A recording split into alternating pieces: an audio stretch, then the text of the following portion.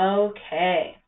All right. So my name is Tracy Hansen. I'm with the Washington Center for Women in Business, and we bring you Let's Talk Business. We have different topics every week. We have an intro to business startup at least once a month. And today's topic, I'll be talking about social media. Before we really get into the meat of today, a little bit of housekeeping. Since this is being recorded, if you could just mute yourself in between asking questions, that way we don't have any background noises, that sort of thing. You can either hit this little microphone, green microphone button on the control panel here, or next to your name, the green little microphone. If you're having trouble hearing me for any reason, or if I start cutting out, I highly recommend phone audio over computer, but if you're having no problem with computer audio, no reason to switch. And then this is absolutely interactive. I want to make sure that you guys hear. Oh, we got an audio thing. If you have any questions, you can either raise your hand, which looks like this, and that just lets me know that you're going to ask a question audibly, or you can type it into the chat box. And you can either do it to the entire group or to the organizer. Let's see. Okay, I'm just reading all the comments here. Okay, so a little bit about the Washington Center for Women in Business. I do see a lot of familiar names on the call today, but just to give you a little overview for those of you who aren't familiar, we are funded in part by the U.S. Small Business Administration, and we provide services to women who want to start their business, or if they're already in business, how can we help you be more successful, more profitable, more sustainable, and help you keep your doors open for longer. We do this through one-on-one business coaching and advising, as well as webinars and workshops like this here. We do cover the state of Washington. Our office is physically in Lacey, Washington, but we have Skype and email and all sorts of cool technology. So no matter where you are, you don't actually have to come into Lacey, Washington. If you're outside of Washington, I've put a link on there that you can find a women's business center near you. To meet with us for the first time one-on-one is free. After that, it's $25 for an hour session. We do have scholarships available. And like I mentioned, my name is Tracy Hansen. There's my contact information. There's also our business coach's contact information, so you can reach out to them directly. Okay, now the meat of today, the topic, social media. I really wanted to start out by just saying that as we all know, there are a huge number of options available for social media. I don't even recognize all these logos. Definitely don't use them all in our business. In fact, I doubt that many businesses use all of them, and that's kind of what we'll be talking about today, is how to pick which platforms are best for you. And I'll be using that word a lot today, platform, and all that refers to is a separate social media site. Facebook would be one platform, Instagram would be another platform, Twitter is a platform, so it's just kind of a synonymous with website or app. But just so you know, because I'll be using that word a lot today. And we won't be talking about all of these. We're going to be talking about kind of the most 7 basic or likely ones that you guys would use as a small business owner. But before we get into the actual social media specific things, why even use social media? I'm sure that the reason that you're here are because of these reasons on the list. So social media is low cost. A lot of it is free. If you do want to pay to boost posts, it's not that expensive.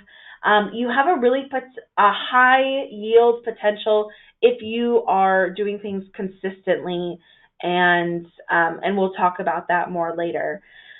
You have an opportunity to find new customers, so that's a great reason for social media, right? That's the reason it's called social media. We're all connected, and so if one of your followers already likes or shares something, maybe you find new customers that way. And then you can also keep your current customers engaged. As you might know, it is less expensive to keep your current customers coming back to you for sales than to find new customers. So you want to keep them up to date with new products, new sales, new whatever it might be, or just a reminder that you're there and maybe they need to re-up on their products. So social media should not be completely separate from your marketing plan as a whole. When you are looking into social media and trying to plan on how you're going to use it for your small business, you really need to be thinking about how it fits in with your marketing plan overall. And gosh, this could be its own webinar. We won't spend really much timing at all on marketing plan, but it is good to know kind of these 4 P's of marketing. So if you wanted to attract or get the word out to your target market, there's 4 main things that you need to keep in mind. The product itself, that's your product, and that also could be your service. So if you're a service business, consultant, that sort of thing, that product still applies to that thing that you're selling, basically. The place is where you sell it or where your customers can get it. So whether that's your website, is it Amazon, is it Etsy, is it a storefront? Do you have your product in other people's stores so they have to go to another retailer to find your product? That can also refer to if you are in a physical store, where on the shelf is your product located? Promotion, so those are the activities that you're going to do to promote your business and your products, and that will include social media. And then the price of your product or service. Your price tells the value of the service or the product that person is getting. And it's so important when you're doing a marketing plan, which includes social media, to have a budget in mind and timing. So if you know that you might have want to put some money behind some boosted posts at the beginning of the year or at a summer sale or when you're having a grand opening or what have you, make sure you put a little budget there and actually notate the timing of that. It's so important to have an accurate cash flow plan. So a little bit about market analysis. This is where you want to start before you even open up any sort of social media profile. And I know a lot of you might already have social media profiles started, but to have a really good yield, a high turnover and a lot of clicks, a lot of engagement on social media, it's important to be on the right social media websites. I mentioned in the beginning, you cannot be on all of those unless you're a conglomerate and you have somebody that's managing all those. That's so much to manage because you're going to get the most out of social media if you are consistent. So posting every day, posting several times a week, whatever your routine is. And a lot of times we see business owners will maybe start 3, 4, 5, 6 different profiles, but they'll do Facebook one week and then they kind of like, oh yeah, shoot, I should do Twitter. And then they're kind of there and then maybe they kind of fall off on their Facebook and then they start experimenting with Instagram and they're not really devoting any time to any one. So they're doing all of them kind of poorly. We see that a lot. So who is your target market? You want to know this before you decide which social media, because your target market might use different websites, different platforms than you would think.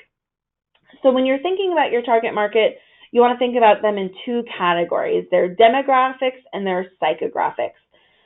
So demographics would be your target customers' age, their gender, their annual income, things that describe them. So it might be their gender. It might be that your target market is either gender.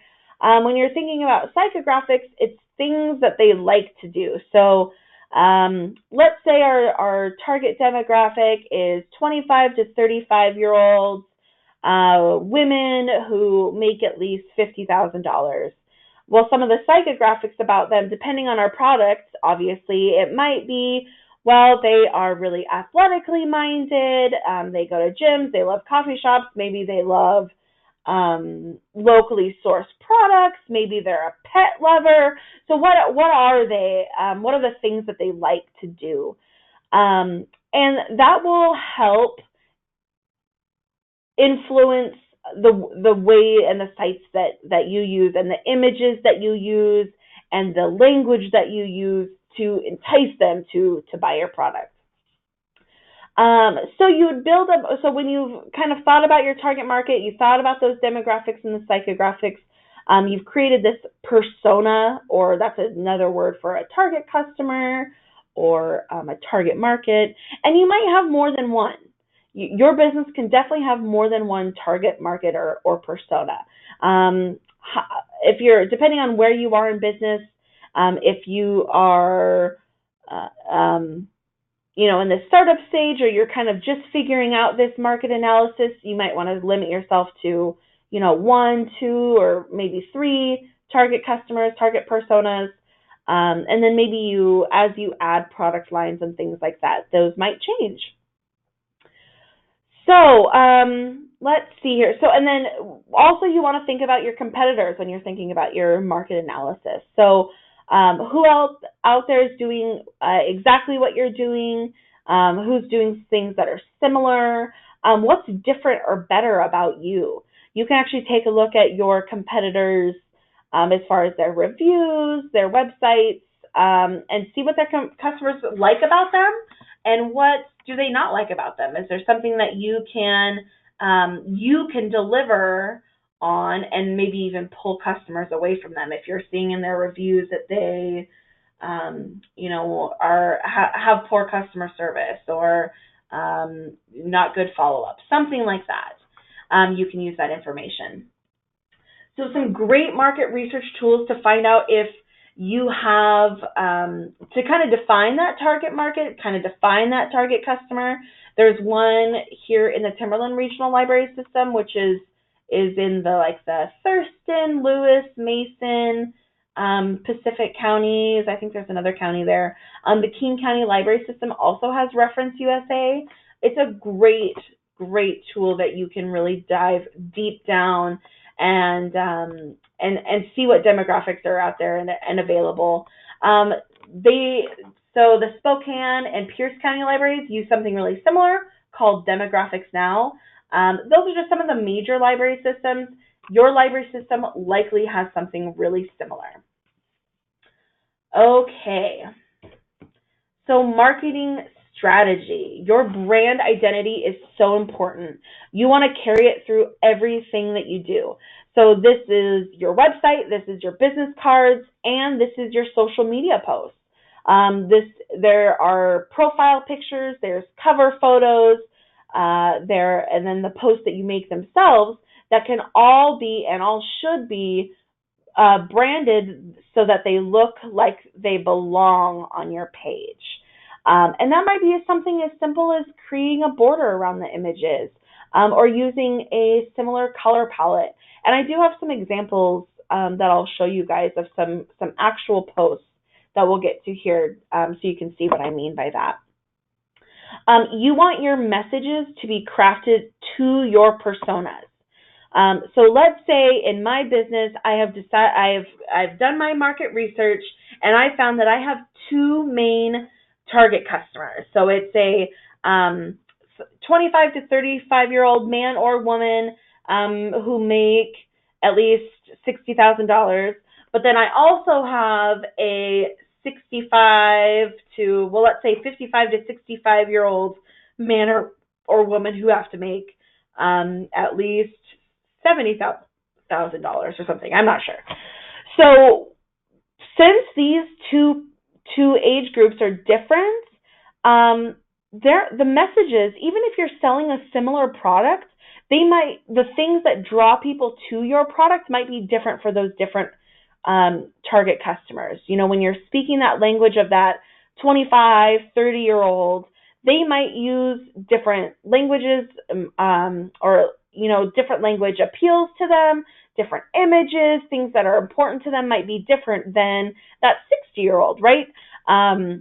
Maybe they're mostly going to use it for grandchildren type purposes. I don't know what this fake imaginary business is.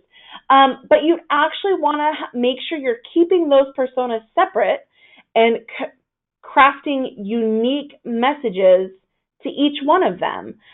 Because if you're marketing to everyone, if you have just a broad marketing message that says everyone can use this, you're really not marketing to anyone specifically. We like to buy that solution that's perfect for us as American consumers. We like to think that there is something specific about it, about what we buy and how we buy. So your social media should tie into the other things that you're doing. So your social media should tie into your website should tie back to it. If you're doing other activities like sales, events, strategic partnerships, new product launches, all those things should be featured and can be featured and cross-promoted among social media platforms as well as your website and that sort of thing. So nothing should be standalone. Nothing should be an island. It should all link back to your website or how they can purchase from you, or maybe another article that shows that you're the expert in your field, depending on what your business is.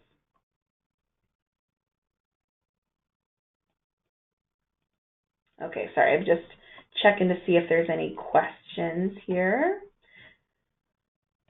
Okay, so online marketing strategy. So what platforms best reach your target markets? I'll be talking about I think I have 7 of the top platforms, and we'll be talking about who is the most likely customer on each of them.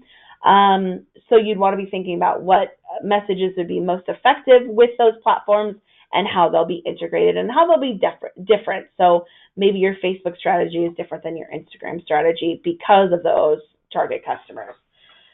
Okay, so what we really came to hear about is what platform should your business or organization use.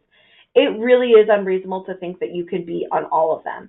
Each one takes time to cultivate a following and cultivate that regularity. So you want to choose the 1 or 2 platforms that make most sense to your personas, and expand later once you've had success, or maybe when your business has had more success and you can actually hire a social media consultant or hire a team member that manages your social media. So on Facebook is very popular. I would say that most businesses should be on Facebook, especially if you have events to promote. Facebook favors businesses that create engagement with their online community and pages. And engagement just means an interaction. So liking your photo, liking your video, leaving a comment, sharing a post. The more your people following you do that, the more you'll be actually keep rising to the top of people's Facebook feeds. Since we know that, we need to make sure that the posts that we do are easy to engage with. Is it something that we like to see? Is there an image or a video? What is that emphasis? So they also have an emphasis on events right now. I don't know about you guys when you're just using Facebook as a personal user, but I'm always seeing, such and such friend is going to this event near you. Those absolutely, I've seen that include sales and definitely grand openings, product launches, that sort of thing. So if you're going to have an event, I highly recommend putting it on your Facebook page. So you've probably heard about the aging demographic of Facebook. And yes, that is true. More and more seniors are signing up for Facebook. So if your demographic is kind of that, it's like 55 plus, then Facebook would be a really a good option for you. However, 80% of teens and young 20s still have Facebook accounts. So they still have them. However, they're not as engaged. A lot of times, the younger populations might have them mainly to focus on, connecting with family, things like that. So you really can still reach a wide variety of ages on Facebook, but it's a great one if you have an older demographic. So some good types of posts to use would be ones that are video related, and that can be really simple. It can be something from your smartphone. It could be just a quick photo. It could be a meme. I don't know if any of you know what memes are. Memes are kind of just an internet joke. And I'll have an example for you in a couple slides. But if you can find a way to incorporate a popular meme at the time, that incorporate into your business, creates huge engagement. I'll show you a couple of examples of how businesses have done that. Does it encourage comments and sharing? So is it something that either is fun to look at, it's funny, it pulls at the heartstrings, those kinds of things encourage people to share with their friends. Also saying like and share in your post. Ask for that like, ask for the share. Asking questions or polls, that would be a good way to encourage those comments. So, and it could be something really simple. Oh, hey, we're a donut shop. It's National Donut Day. What's your favorite donut? It doesn't really have to be super simple or super complicated. It can just be easy. So you want to change your post, your images, and your language every couple weeks. And this is especially, and really I'm meaning this for your paid posts. Let's say you have a post that's doing really good and you decide to put $15 behind it to attract a little bit more business to you. Well, after about a week or two, you want to change what you're putting that money behind, because people will get accustomed to seeing it, and it's no longer as valuable as it once was. So it's time after a week or two to maybe change the image, change the text a little bit, or try boosting something new. The Women's Business Center, we use Facebook a lot because we do have a lot of events. In fact, some of you might have found out about this webinar through our Facebook. And we usually spend maybe $10, $15 to boost an event. And we really do see a significant number of new attendees. And also engaging community partners. If you have a business that is heavily dependent on partnerships, like with nonprofits, other organizations, a lot of times they have, they are the ones with Facebook, and therefore you can tag them and engage with them on those types of, on the Facebook side. That's what we do a lot with the Women's Business Center.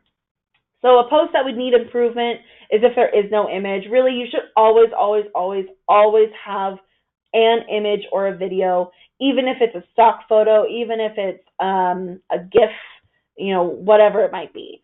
And then also if it's a regular post, you want your customers to be accustomed to seeing you, whether it's every day, maybe a couple times a week, at least once a week.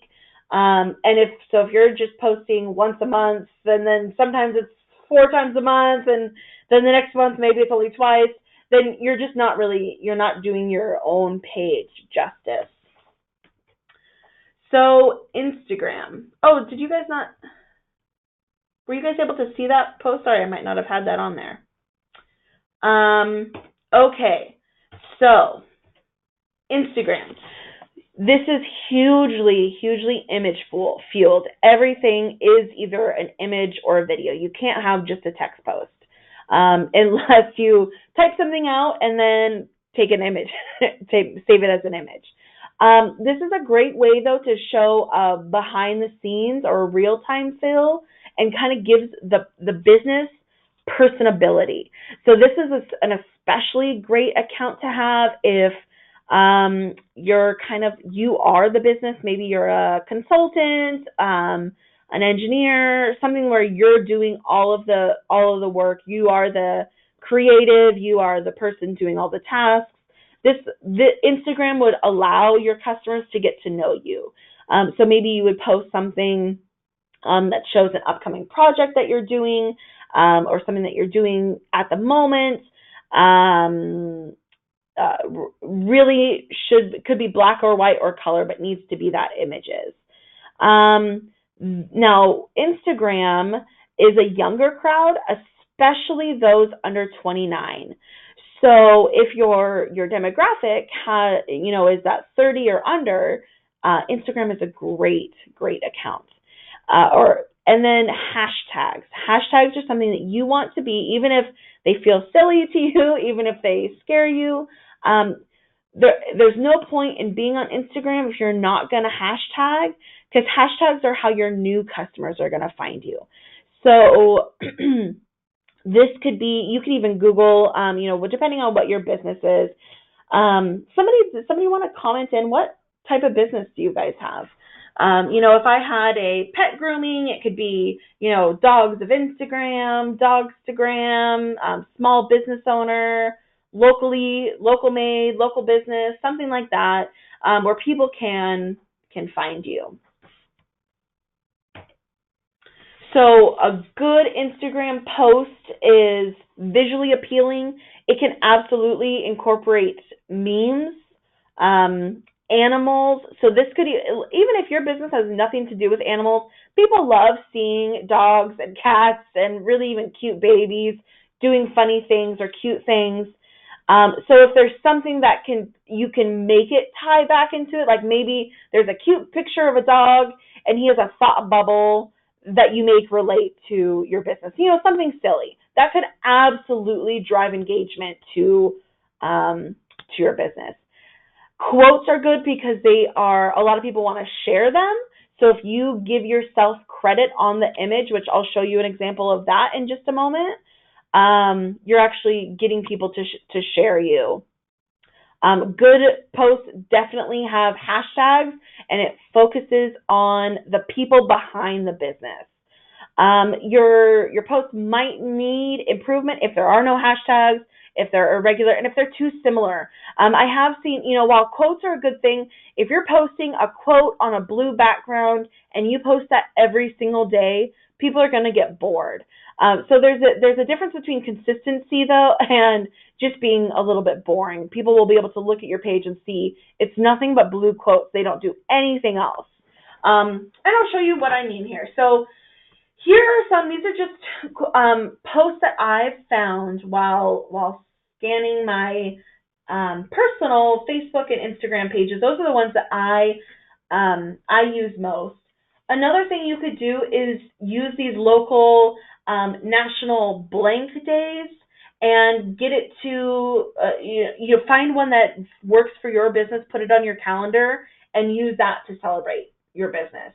If you Google national, I think just national days or national day calendars, something like that, there's all kinds of crazy stuff. I mean, it's not just donuts and margaritas and cheeseburgers. There's one for everything out there.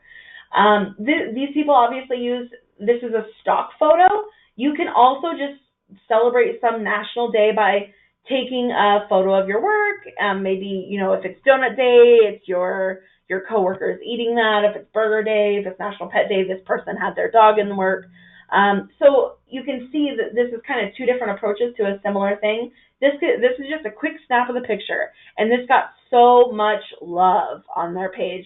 And then this one did too, and they found this picture of the cat, the dog, and the human. So this Debbie Page is somebody who wants to have herself be seen as the expert when it comes to business finances. And so she posts quotes from her own presentations, from her own life, and then brands them with herself so that if you share them, she gets all the credit, even if it comes away from you. This is on her Instagram and her Facebook. And if you look at her Instagram, these are kind of an overview of all of them. You can see, we know her branding colors, right? She's got that pink, that orange. She's got the feminine thing going. There's not really an outlier here that looks different, but they're different enough to not be boring. So she's got the orange, the pink. She loves her dog Harley for National Dog Day. Different consistently, but still on brand. You can also take advantage of just local things that are happening. I don't know how many of you are in the Olympia area, but when we had this snowmageddon and everybody was shutting down, Oli Taproom had such a fun Facebook and Instagram account. So for those of you at Taproom, they're a bar. So they posted this picture of somebody still going that's saying, hey, we're still open. On their Instagram, they showed people skiing to them. So that kind of shows that their customers are obviously, they're out, they're adventurous, they're skiers, and they want that beer to warm them up. They have really hit the nail on the head here. And if you look at their Instagram, they're all about the beer. They have pictures of different beers that they're launching, different brewers that's happening, their beer list. It's all about the beer, and it's just fun colors. So you can also have, if you have a product that customers can upload, so Trestle, they make like a pole to hold fishing material, like a fishing pole, and then they repost.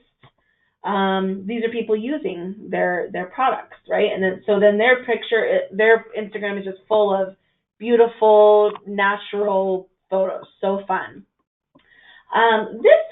This would be a meme. I don't know if any of you have seen anything on your Facebook or Instagrams lately, but there's a meme going around right now that says, felt cute, might, and then blank later. And so this guy, their water removal, felt cute, might dry out a house later. You've seen this, like it could be a cheese shop that's like, felt cute, might eat some cheese later, or, might cut the cheese later to be cheeky. So this is a great example of a business using a meme and totally gearing it towards their own business. The hard thing about this is you wouldn't know what the current memes are unless you're kind of keeping up on that sort of thing on Facebook and Instagram. If you're seeing something like this, like maybe now, I'm wondering if you'll go out and you'll see on your own pages this felt cute, might blank later. And so if you're seeing something repeatedly, you can always Google it and say, what's this all about? And then it'll actually kind of tell you the meaning behind it so that you can find a way to do it yourself. This also, though, you don't have to do things like this. This is just an example. Here's another one that's kind of taking something that's popular culture. So have you guys heard of the Tidying Up with Marie Kondo, where you're decluttering your house, you're asking your house if it sparks joy, you thank your house for providing everything. Well, this was a great STEAM team of Thurston County, wanted us to take joy in cleaning up our storm drains. So they actually share. It looks like somebody in Minnesota actually created this cute little meme. But I thought it was great. I thought it was funny. It actually made me want to get out there and clean up my storm drain, right? And that's the point, is you want to take action after they see these posts. Now, these are all examples of things that you could post to Instagram and Facebook. A lot of them have really similar requirements as far as fostering engagement. Okay, do we have any questions before we're going to move on to YouTube?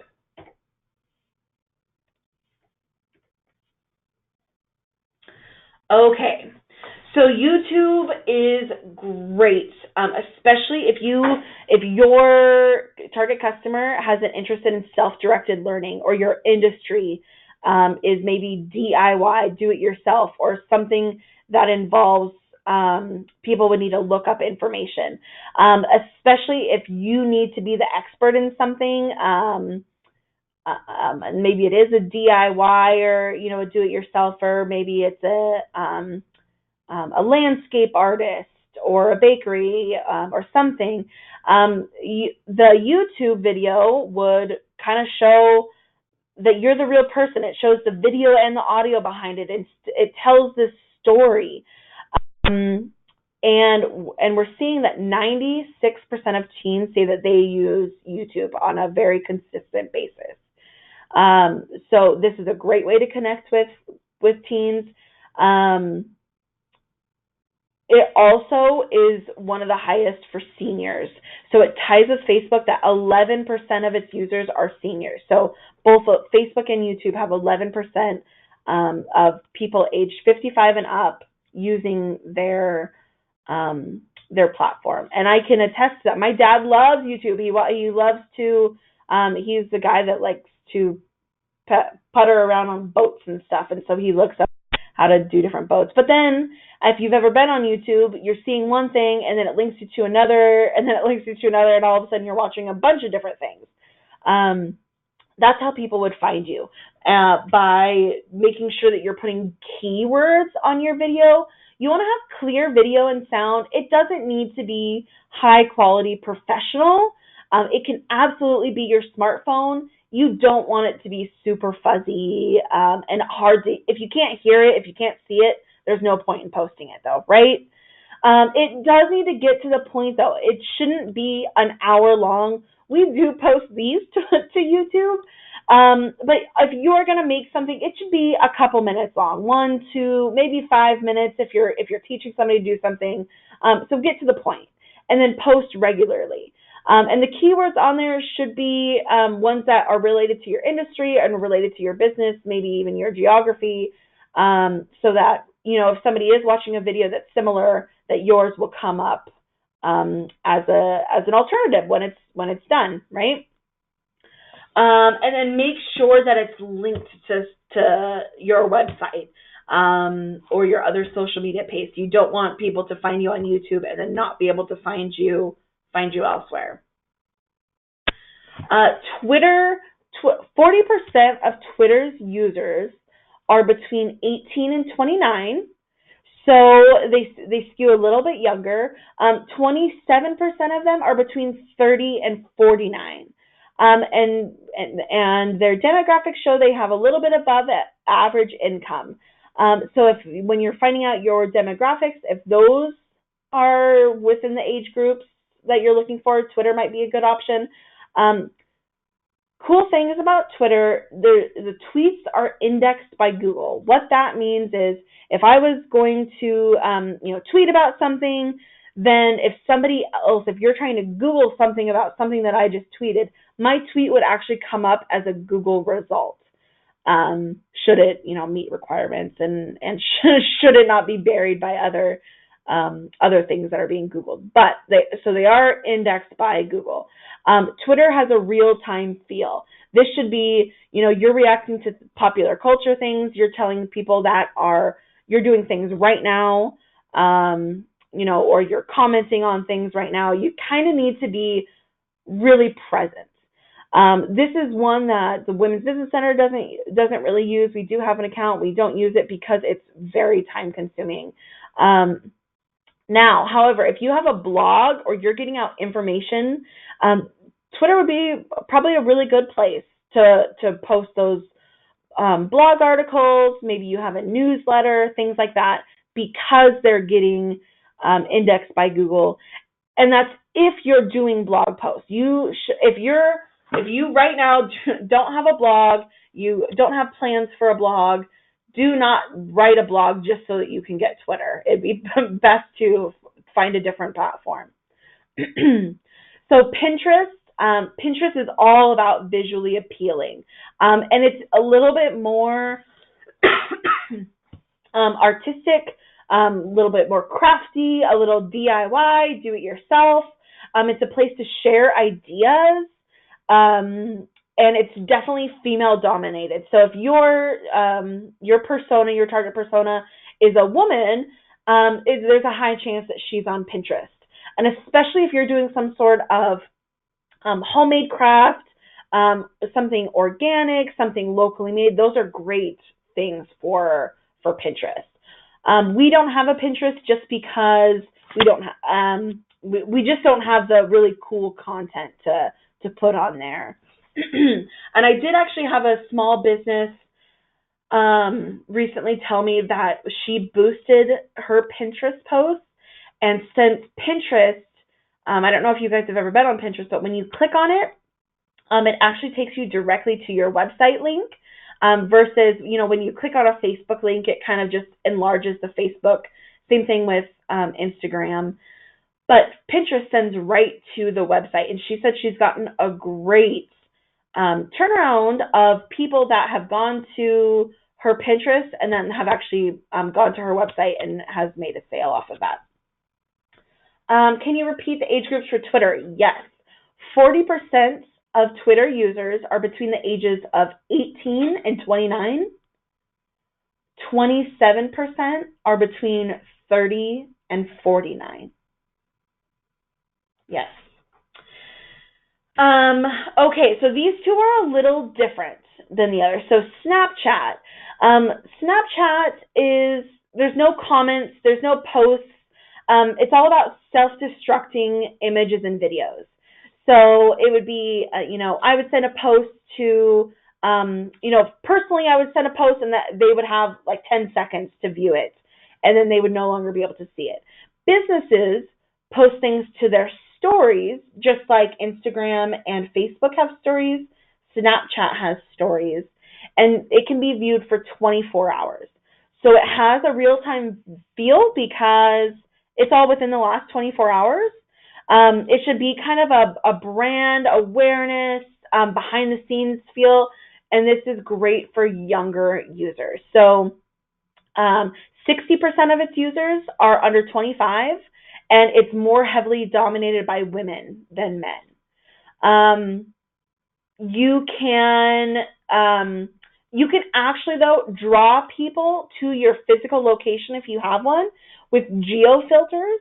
Geo filters are, so geo, it's on your location, on the geography of the location, and I've seen this most used by like Mexican restaurants, especially on Cinco de Mayo, and they will have, so like, I would go to the Mayan in Lacey, and I'd be sipping my margarita in the bar, and then I'd be able to open my Snapchat app, and I would actually be able to add a little image that had the Mayan Mexican restaurant or whatever they make for, or maybe it'll say like Fiesta at the Mayan. And the only way I can go and get my image taken with that little sticker is if I'm within the parameters that you've set for that geo filter. So you would set it just like around your store. Or when you're on them, you would see them set for different cities. Like Seattle would have one. Olympia has a couple. Everett has them.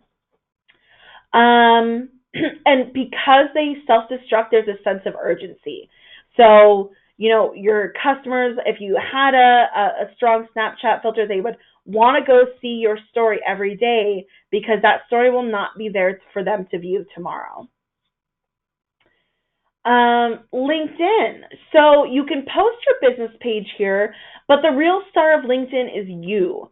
You would create, this is kind of like a Facebook page as far as like how the profile looks and is set up, but it's all about professional topics, about business related topics. So you would post your events, your blogs, discussion topics, and you would be showing yourself as the expert in this field or in this industry by doing so. People come to LinkedIn to gain information and resources and to connect with other people. So if part of your strategy is also making connections, networking, that sort of thing, having a LinkedIn profile that is active makes you a great, an easy person for those people to connect with. It's great also if your business is, or your target market is a business. Maybe you're targeting other professionals, other owners, depending on what you're selling. This is a great place to connect with them. So some demographics, 61% are 30 to 64 years old. And this is the group of consumers that buys the most goods. So between 30 and 64, and 61% of the people on LinkedIn are on that. And 44% of the users of LinkedIn, so not quite half, but close, have an average income of over $75,000. So if you, and that is because these people definitely have jobs. They have maybe even not expensive jobs, but high profile jobs. So this would be, kind of an elite type group that you could tap into. I personally have a LinkedIn. The WCWB doesn't really use it. We should. That's on my own marketing plan for this year. Okay, so one thing I guess I wanted to say before we moved on was, this is just 7 of the most popular ones. There might be ones that you're considering. Those numbers, those demographics, as far as who is using each site, is available on the different websites' main page. So if you Googled, what's one that we didn't cover? Vimeo. It's for posting videos, and you wanted to see who worked it or who used it. Vimeo demographics, and it would tell you. Most likely, it would bring you to a page where you could learn more, and that's such a good idea to do that little bit of research first before you spend all the energy actually setting up a profile.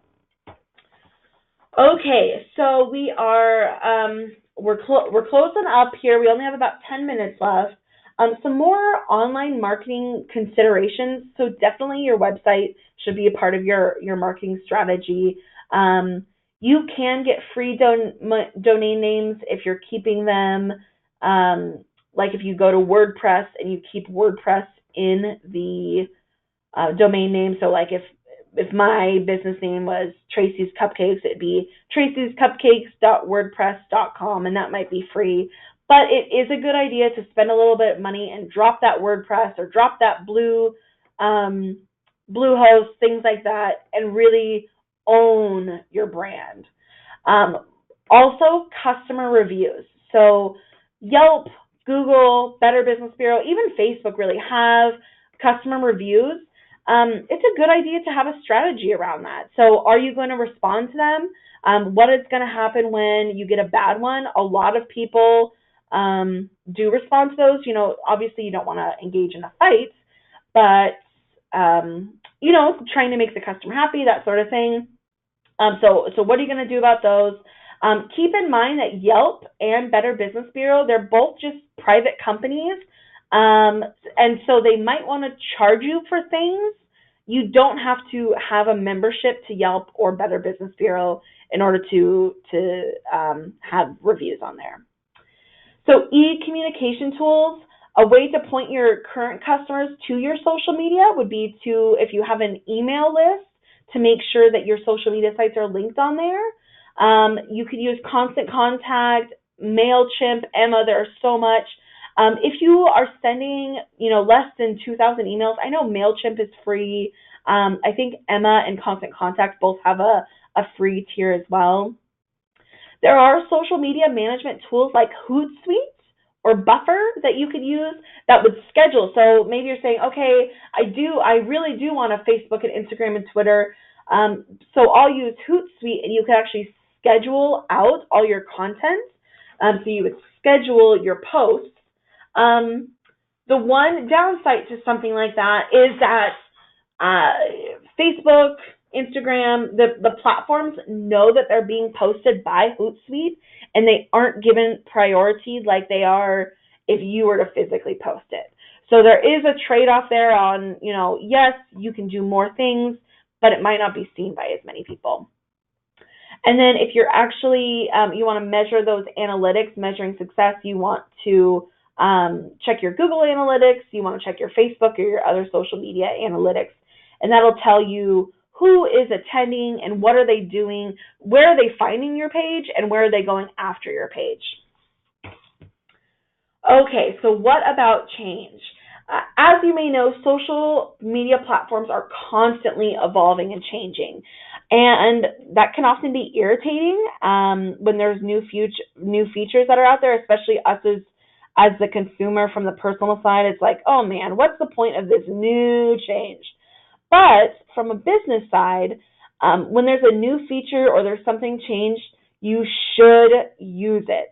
They've added it for a reason, and they want that feature to be a success. So they're going to go out of their way to promote the people that are using those new features. For instance, now this has been a couple years now, but going live on Facebook. Do you remember when that first started happening? People would go live. Well, Facebook would notify us, especially if Facebook was on your phone. It would say, hey, your friend Tracy Hansen is going live right now. And then that way I could actually get in there right then and see that live video. Same thing when stories came out. I think Snapchat was first, and then maybe Instagram and Facebook. I don't know the order of them. But I know Facebook and Instagram both will say, hey, so-and-so just added something to their story for the first time, or they added something to their story for the first time in a while. So they're promoting these extra things that they're using. So whatever that new thing is that comes out, there's going to be something new after this presentation.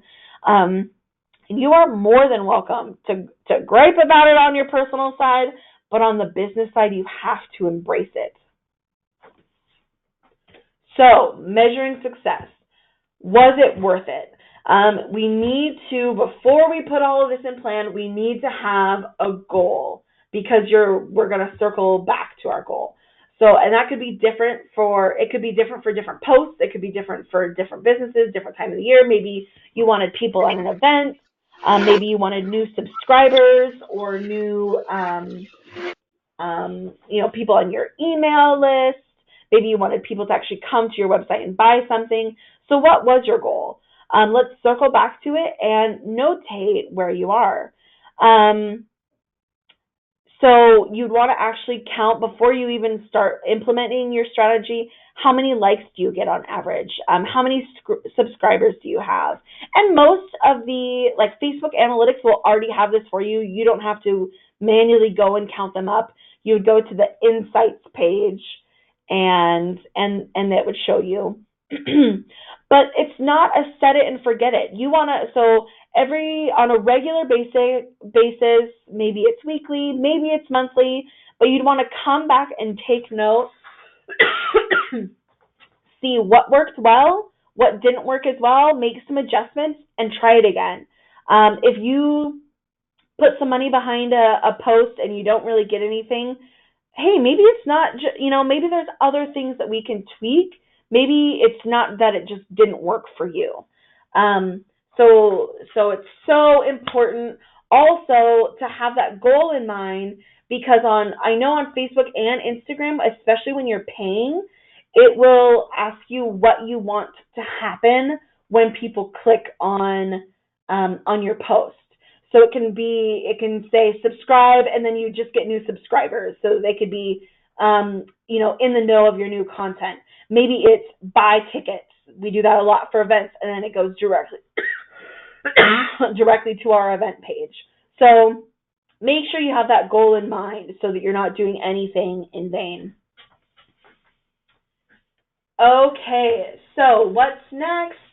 We do have some upcoming Let's Talk Businesses. We're going to talk about automating next week. I'm really excited. Jason Nelson will be here and about automating your online processes. I think that's going to be a really good one. We do have the Inspire Women's Business Conference coming up in Lacey. It's currently $65 to attend. Let me know if you would like a scholarship. And then here are some links. I'll also be sending these slides out to everybody. So here's some great business links where you can learn more, not only about social media, but just about your business. And then here is my contact information. We have a few minutes left. Are there any questions you were hoping I would answer?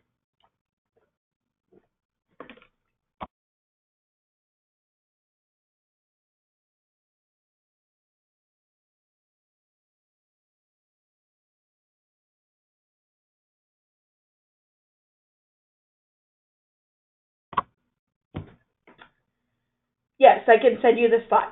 Excuse me, I will send you the slides and the recording. Sorry, I need to drink my water here.